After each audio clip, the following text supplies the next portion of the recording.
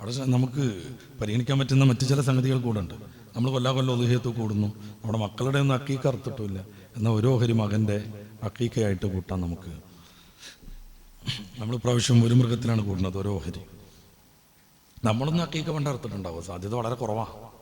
അന്നത്തെ കാലത്ത് അക്കീക്ക തറുക്കലൊന്നും അങ്ങനെ പ്രായോഗികമല്ലായിരുന്നു, കഞ്ഞൊടിക്കാൻ തന്നെ ബുദ്ധിമുട്ടുന്ന കാലമാണല്ലോ. അപ്പോൾ നമ്മുടെ അക്കീക്കായിട്ട് കൂടുക, മസലൊക്കെ ഒന്ന് തന്നെ, വിതരണം ചെയ്യണതൊക്കെ ഒന്ന് തന്നെ.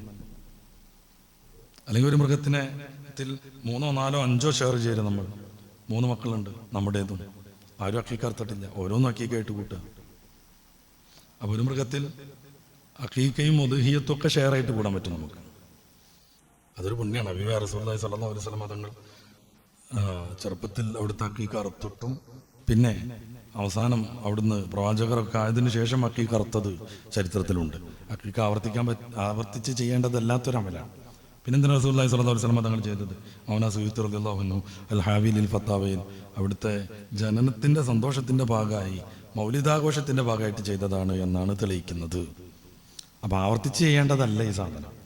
പണ്ടൊക്കെ അക്കീക്ക അറുത്തിട്ടുണ്ടെങ്കിൽ വേണ്ട, അല്ലെങ്കിൽ എന്ത് ചെയ്യാം, നമ്മൾ അക്കീക്ക അറുക്കാം.